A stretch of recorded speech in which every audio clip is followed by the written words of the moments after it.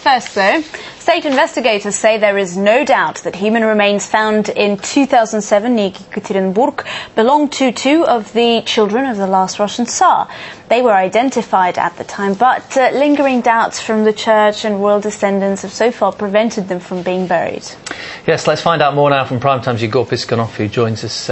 Good evening to you, Yegor. So, I suppose the obvious question is, why haven't they been buried as yet?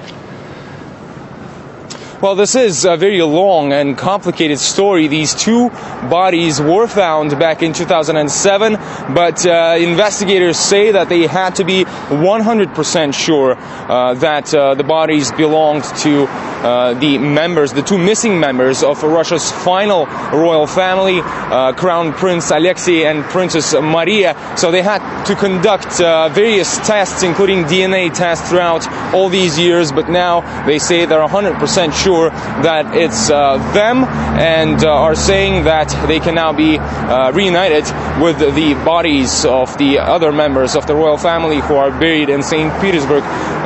The church, on the other hand, has been conducting its own investigation. It's not completed yet, and they say that they're not 100% sure, and are actually currently standing against the burial of these two bodies. But just to remind you, the family of Nicholas II, Russia's last Tsar, was shot down, was killed back in 1918 by communist revolutionaries near the city of Yekaterinburg in the Urals, and in 1991 the bodies of most family members and some of their servants were also killed along with them, were found.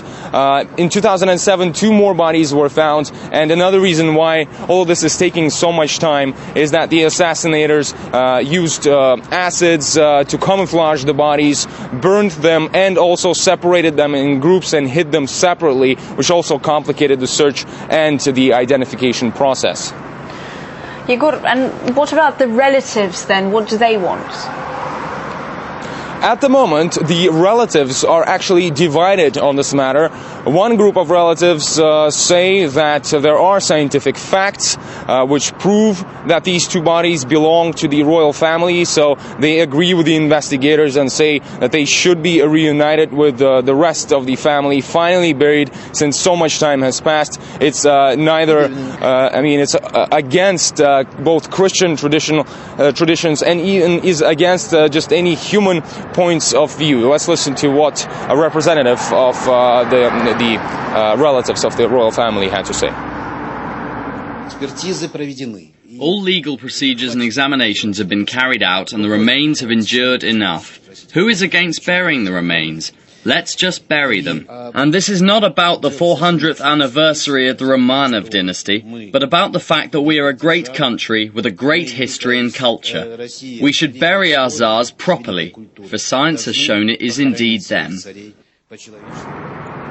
However, another group of relatives, headed by the granddaughter of Nicholas II's cousin, they have taken the side of the church, and they've asked the authorities, the state, to conduct more investigations. They say that until the church is 100% sure, they do not want these bodies to be buried with the rest of the royal family, since even from the church's point of view, it canonized the entire royal family back in 2000, so this is a very important issue.